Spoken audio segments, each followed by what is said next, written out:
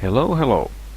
So, the idea of this part is to do the finalizing touches of everything. So I've spent some time now flying around in the mission and just checking how stuff works. And based on this testing, I will now change some stuff. And I made myself a little checklist when I was going around. And my first item on the list is moonlight. As you remember, this moonlight will cast a tiny bit of shadow here, which looked a bit artificial, so I'll fix it by moving this light a little bit forward. That's done. Mark it off. Then I had marked that speaker radius is... it's maybe a little bit too small. It would be nice that you can hear it, the sounds from the outside through this window, so I'm gonna just increase these back to this 25. Same applies to this. Yeah, I think 25 maximum distance is alright. And same for the wind. Because we have to remember that the sound volume is 100% inside this volume, and from this volume, or from here to here, it will be at diminish in volume all the time, so it's quite silent already in here. Yep, that's done. Check it off. Then I had marked exterior light. I noticed that this is a bit stupid because it illuminates this area. It would look more natural if it illuminates the whole facade. So I'm just gonna increase. I think it's this dimension. Yes, I will increase it so that it will lit the whole front part of the building.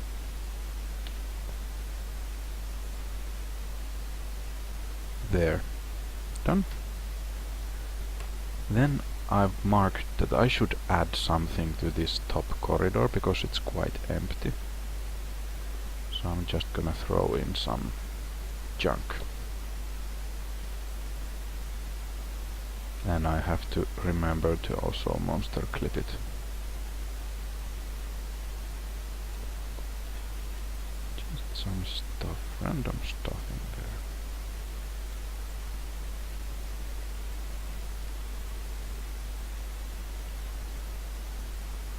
Maybe a bunch of little barrels.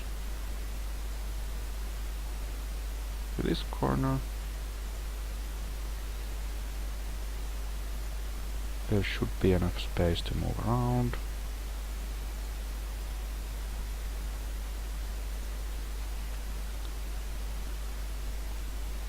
And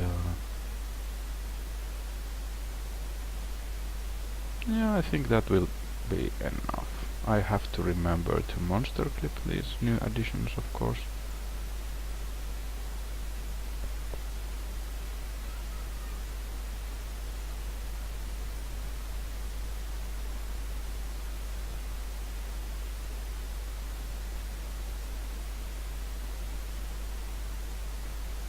Yeah.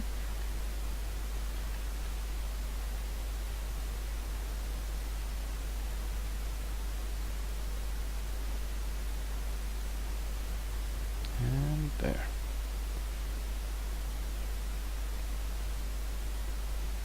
Might be prudent to check that this is enough for the AI to move in. 32, 32. It's barely enough. I'm not actually completely happy with this. If I rotated this a bit, maybe then it's fine. No, it's a problem. Okay, I'm not using that. I'm gonna put maybe this kind of pile to the corner, and then adjust the new clip texture accordingly.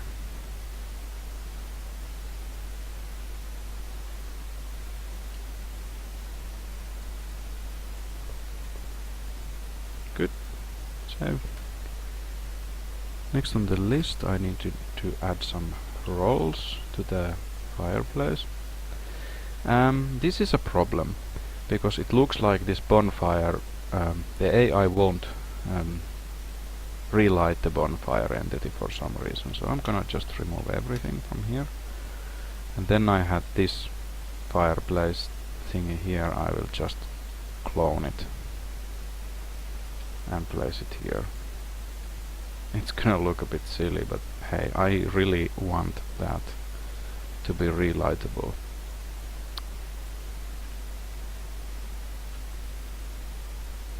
Gameplay first, appearance then second. That's my motto, at least.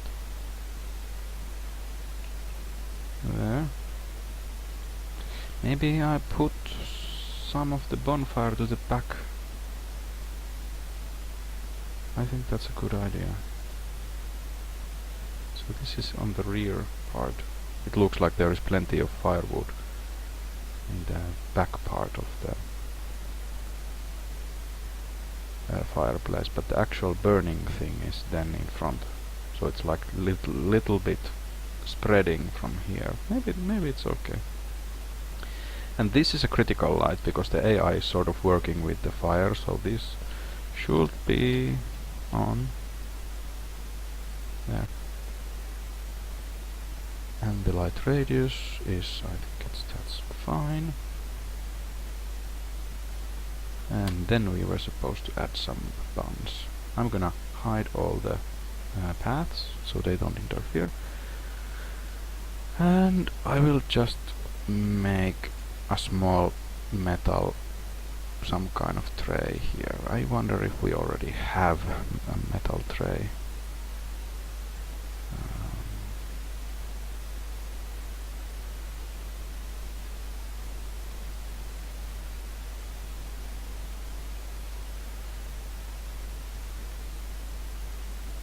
Yeah, maybe because this kind of serving plate.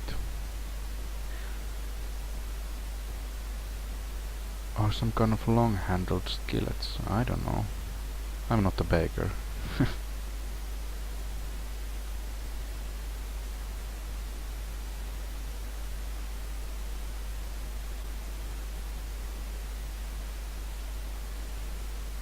I don't know. No. I'll put just the serving plate. That's big enough. Maybe she's melting some. Where was the path now? She was kneeling in front of the fireplace in here, so maybe I'll move this so that this is what she's interacting with. And I'll put no shadows here. And then I put some cakes on it.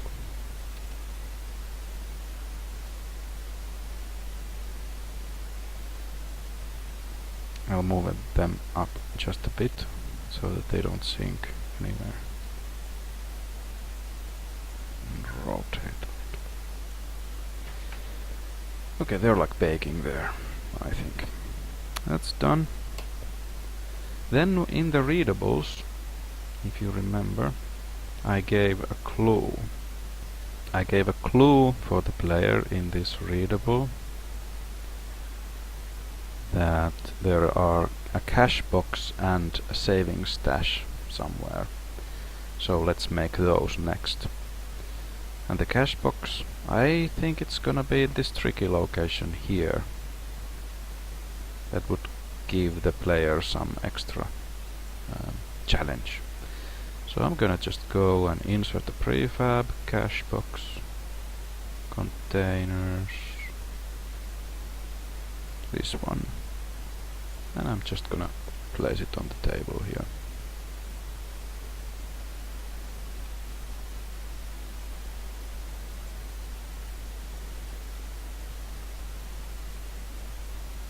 Like that.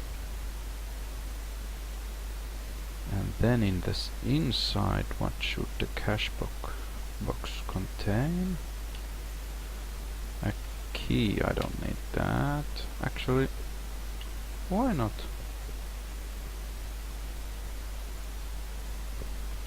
Why not?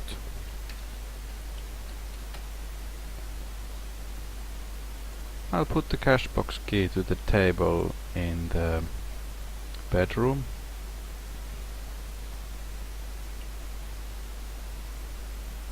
There.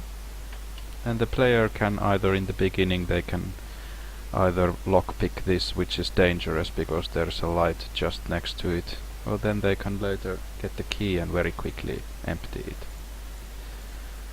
And in the readable I promised how many gold?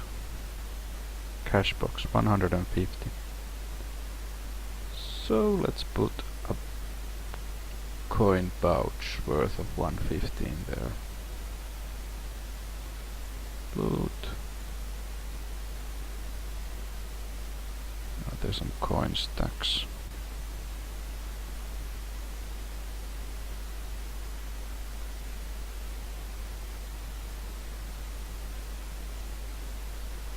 Yep. Are they too tall? No, they're fine. Yep. So 150 I will make 3 stacks, each worth 50 gold. And that's 150 gold right there in this high risk lockbox. Does it have the clipped textures? It does. Yep, okay, that's done.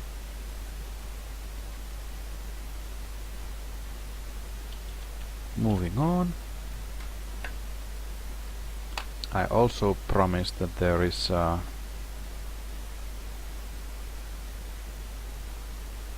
saving stash with 200 gold in it. And I was thinking of putting this saving stash in here, just the same way we did this.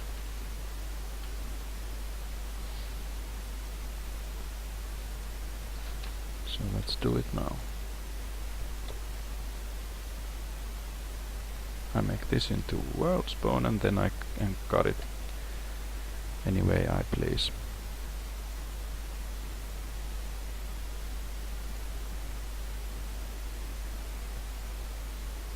Maybe I make one of the bricks to open or something like that.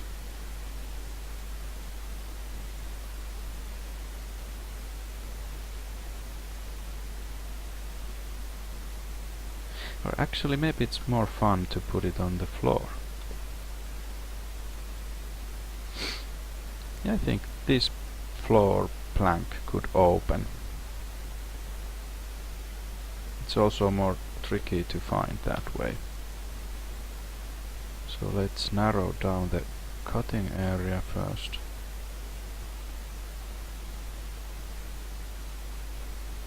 Like that.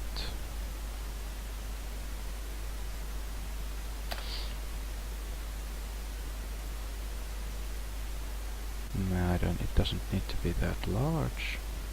It's good. And then I can cut this according to the texture marks. Maybe a little bit smaller, maybe a little bit larger. That's probably fine. And then the next cut will be here. And then like this. I hide that, and this I can move downwards to make a little hole into the ground. I will also grab the wall texture from here and apply it on all sides. And also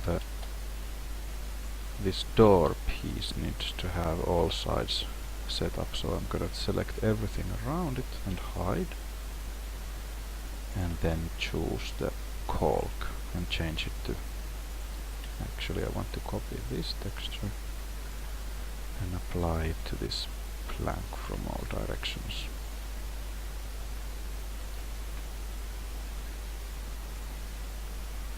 Paste. Oh, that's incorrect.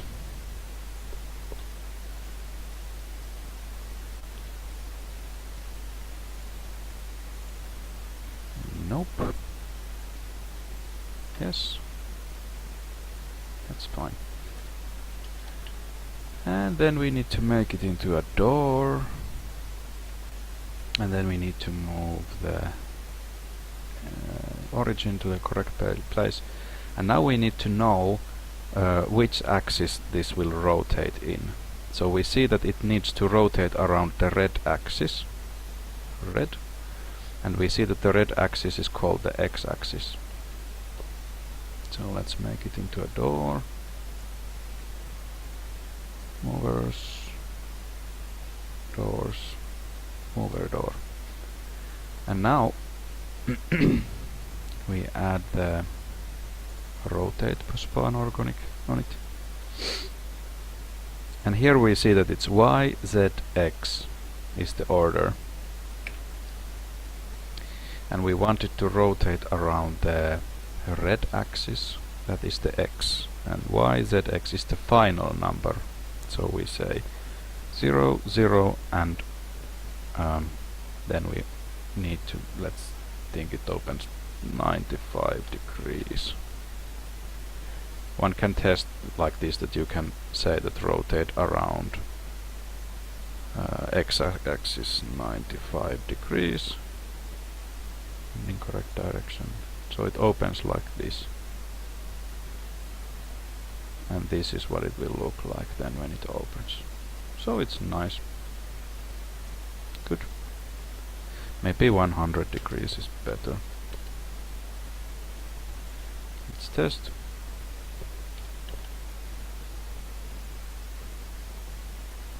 Like that. So it's good. 100 degrees. Let's give it a name. Floor secret.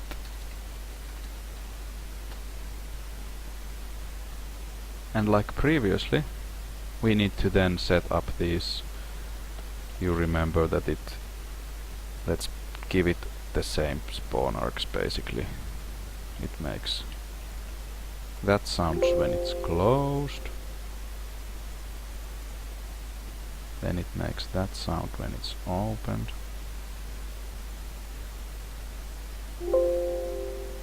Oops. Then we need to trigger on close and trigger on open.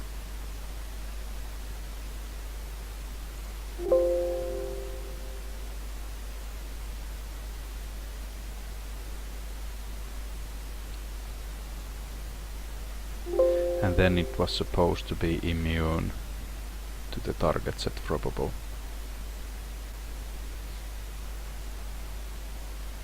And then we needed to have the clip texture.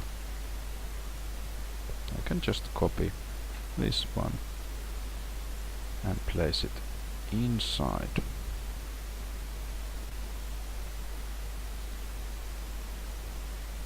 The box or the space. Like this. How deep is it? Not too deep.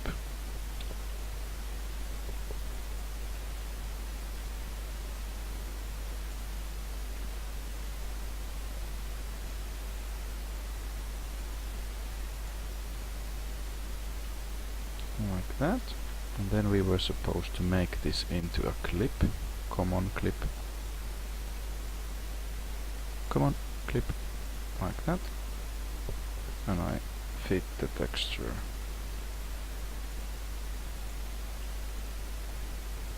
So that I can see what it is. And it was supposed to be this target. Target set probable. Let's give it a name. Floor proper.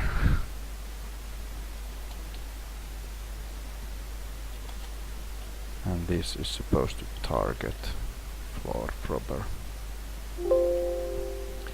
Good. And then let's fill it with treasure. How much treasure was it supposed to be? I promised 200. So let's put 200 loot in there.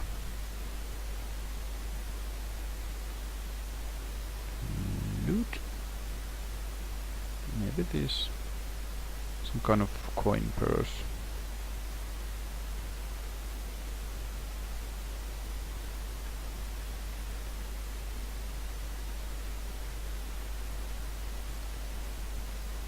Two purses, each worth 100.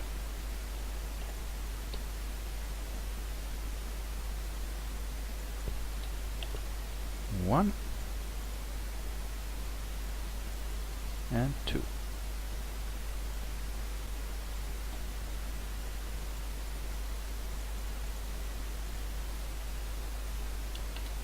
And that's it.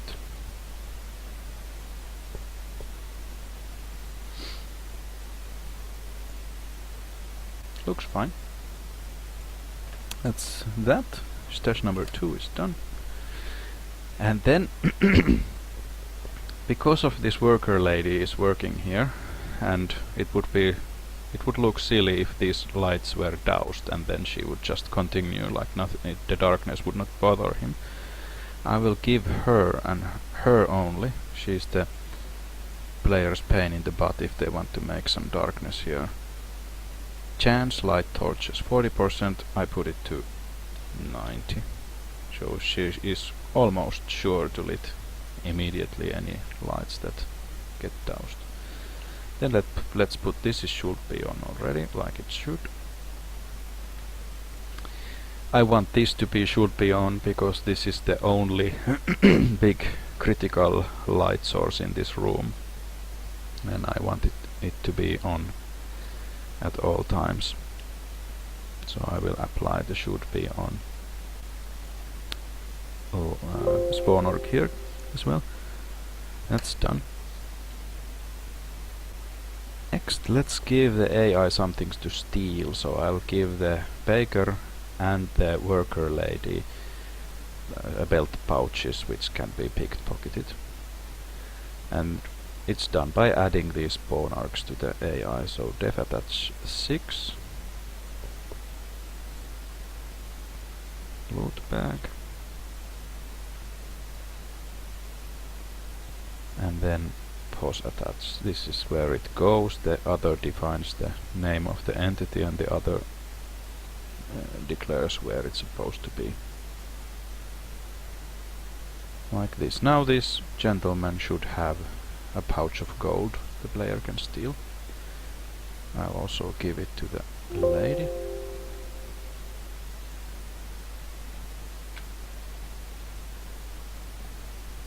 There. That's done, some extra loot. Then I was thinking that okay, there's a book and there is a key on the table. So maybe I'll just add an extra candle here so there is some extra danger for getting these sweet items.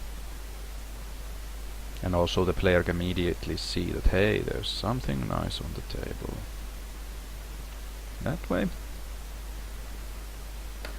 And next we're gonna lock all the doors.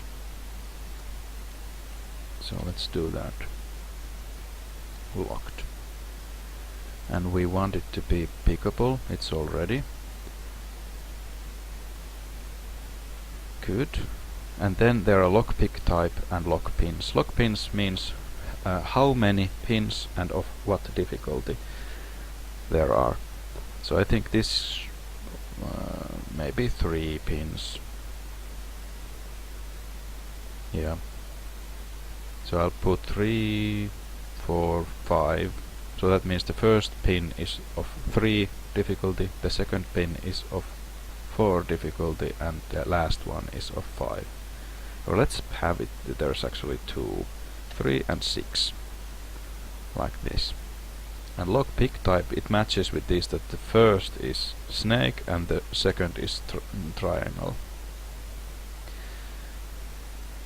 And I think I'll just set the same settings on this door as well. These pins get sort of randomized, so each play run, so it's not always the same how the lockpicking goes, or that's at least what I believe. There, lockpick type, pins, pickable. Hey man, let's make it this door a bit more difficult, because the player can't go through the window, so they either spend a little moments at the door or then they go straight through the window. And now when we locked the doors, we must give the AI permit to open them. So I will first choose all the AI, so I can easily choose them all and give them the commands. And now we will use layers. We haven't used them before, but now we will. So we have a default layer. I make a new layer called AI, and I say here that add to layer AI. And now if I have nothing selected and I press this AI button, I choose all the AI.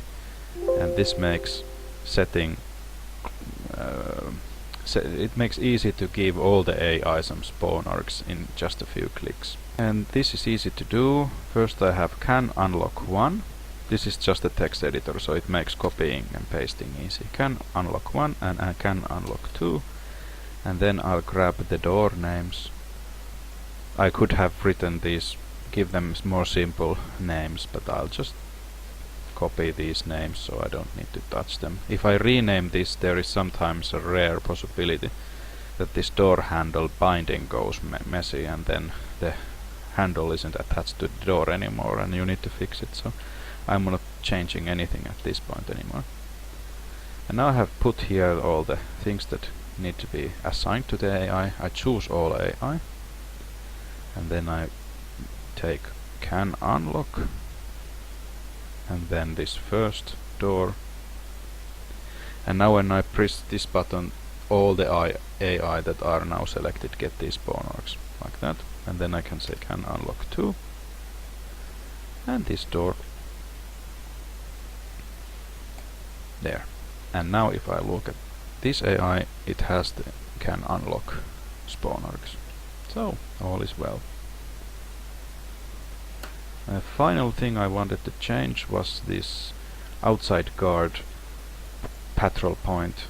He's standing too close to the door here, and that makes the other AI have some difficulties moving here when he's standing there.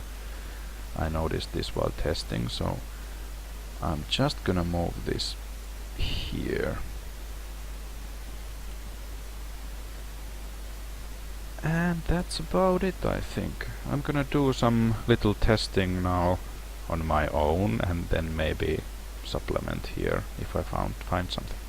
At this stage, I'm sure the mission is mature enough so that the player can actually go to the place where it will be. So the player will start here on the ground. I don't like it that the player falls, because that could alert AI when the player falls from somewhere when the map starts.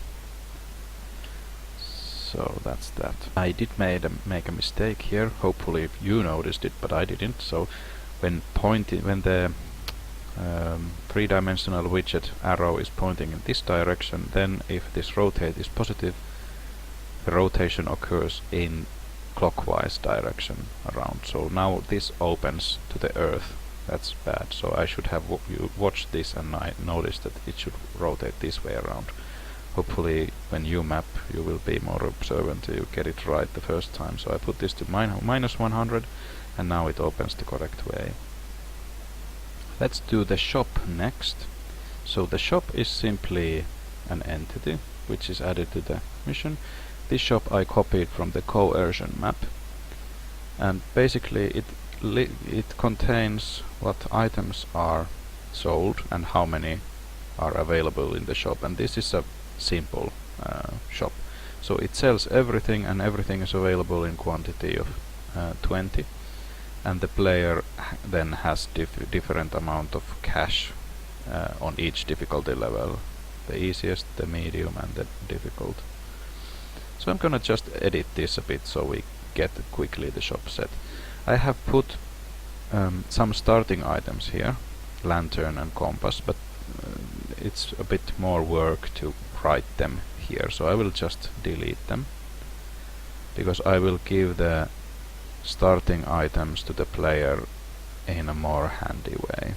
So now I have only shop items, and we are selling everything in quantity of 10, 20. And let's think how many gold. Maybe it's a small mission, so maybe player gets 100 gold for the easiest, 70 for the second easiest, and 20 for the difficult. That's probably alright. And then how to give the player starting gear. I went and threw this stuff on the table here. We have the short sword, we have the blackjack, we have one health potion, we have the lockpicks here, the lantern, and one flash bomb. That's the gear I'm gonna give everyone. Oh, and also the spyglass. And all of these have inv map start 1. So it means that this item is not on the table when the map starts, but it's in the player inventory. And the shop I showed, it takes this into account. So basically all the shopping is now set. One final addition I made to this mission is that I did add the ambient world light to this mission. So firstly I was just thinking of using this dark vision, so everything would be completely dark and the player would have this lamp, and the shadows would be completely dark. But as people pointed out, and I did some gamma room tests, indeed it is problematic if the dark shadows are completely dark, because then it's very difficult to see anything, even though you could see stuff that is near you. So to get the best of both worlds, this mission has the ambient world and the dark vision. And how I set it up, ambient world is a light that lights up every single surface. You see that this light encompasses everything, and it has a very dark light, so it's almost black, but not almost. So if the player moves the gamma levels up, then they will see what's in the shadow. But if they set their gamma levels correctly as indicated in the training mission gamma room, then the mission will look very nice, because the contrast between light and shadow is quite nice. And then what comes to this headlamp, or this dark vision lamp, I've set it to slightly brighter, so it's maybe 3 times brighter than the ambient world. So this means that if the gamma settings are correct, far end or shadow corners that are far away from the player will appear almost black, but not completely black. And then when the player approaches the corners, then they sort of see better what's in the shadows. So this mission uses both the ambient world and the dark vision.